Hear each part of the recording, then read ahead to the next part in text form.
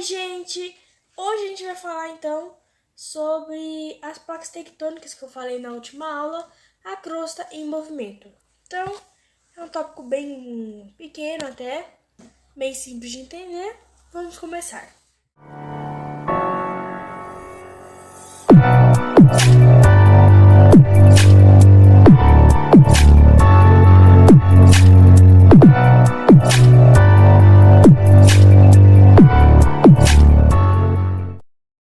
As camadas da Terra. A litosfera é a camada da Terra rígida do manto, logo abaixo da crosta. Como vocês podem observar nesse desenho aqui, a litosfera é essa partezinha aqui. Nossa, deixa eu mudar a cor, né? Não dá nem pra enxergar. A litosfera é essa partezinha aqui. Não dá pra ver direito, mas daqui a pouco você vai perceber bem melhor como é que ela é. No mundo ela ficaria mais ou menos assim. Então a litosfera está dividida em algumas rachaduras, que por incrível que pareça são as placas tectônicas. E elas são responsáveis por terremotos, tsunamis e ativação de vulcão, criações de montanhas, etc. Como eu falei, aqui dá pra ver bem melhor a litosfera. Ela é essa parte que eu vou pintar de verde aqui. E se você prestou bastante atenção já nessa aula, você vai saber que, bem, essa parte que já está pintada de verde também são as placas tectônicas. A litosfera é essa camada de verde. Porém, a litosfera ela é quebrada, que é onde se formam duas placas tectônicas. Ok? E as placas tectônicas estão espalhadas pelo mundo inteiro. Aqui, por exemplo, nesse desenho dá para ver isso bem visível. Nós, por exemplo, moramos aqui, na placa sul-americana. Se você assiste do Brasil, é claro. E por que no Brasil não tem terremoto? Exatamente porque a gente não está nas bordas. Opa!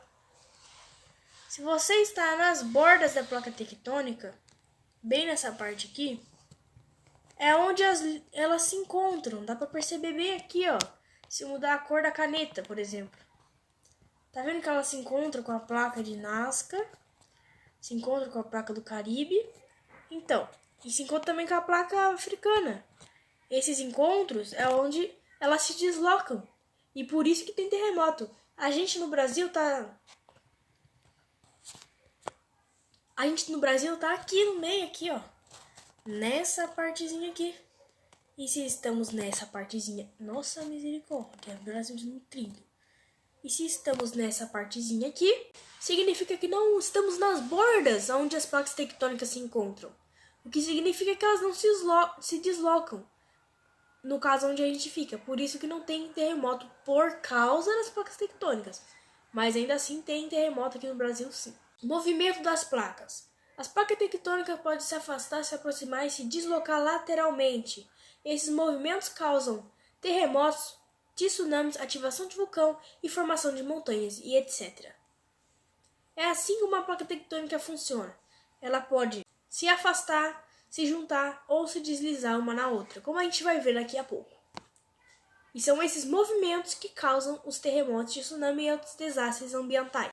Teve também a Pangeia, que foi a afirmação de que um dia existiu um supercontinente, a Pangeia, que eram todos os continentes de atualmente, só que juntos. A gente tem essa prova porque, por exemplo, a América do Sul se encaixa com o litoral da África, o que é muito interessante. Assim como se a gente juntasse todos os continentes, eles também se encaixam. Foi uma teoria. Até atualmente, existem vários lugares, por exemplo, da África, que estão se dividindo. E um dia pode criar um novo continente, do lado entre a África e Madagascar. Movimento das placas tectônicas.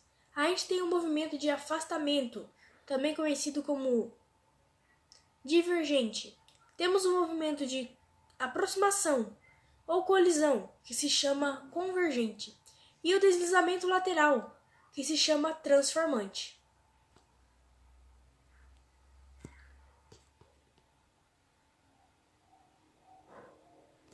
Nessa imagem aqui dá para perceber claramente que nós temos aqui no caso convergente que é o encontro de duas placas tectônicas. A gente tem aqui no meio transformante, que elas se deslizam uma na outra.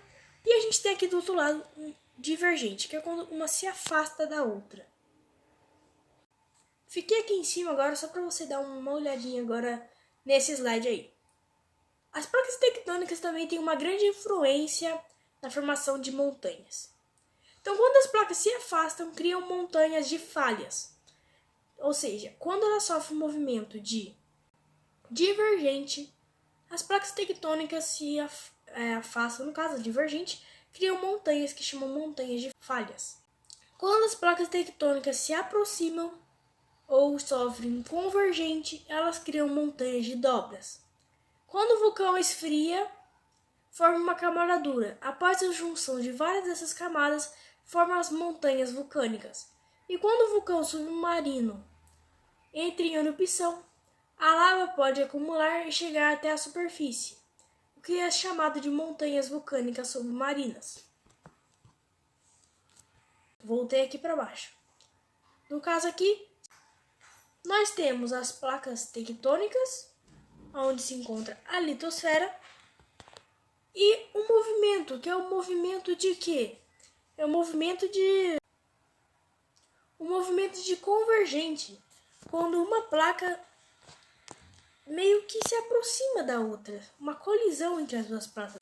Então, tecnicamente, elas são montanhas de dobras, como visto aqui no texto ao lado, ok? A expansão do fundo oceânico.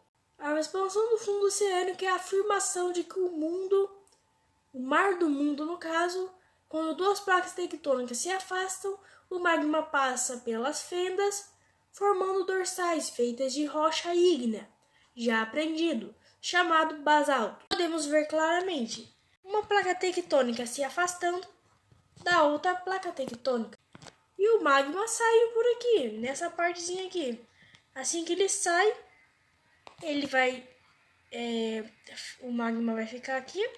E são criadas com o resfriamento do magma, como já aprendido, as rochas ígneas. As placas continentais e oceânicas. Isso é bem fácil de entender. Placas continentais são placas tectônicas que ficam abaixo de terra firme. E placas oceânicas, as que ficam abaixo do oceano. Aqui de amarelo eu tenho uma placa oceânica. Por quê? Porque ela fica abaixo do oceano. Temos a placa aqui e o oceano aqui.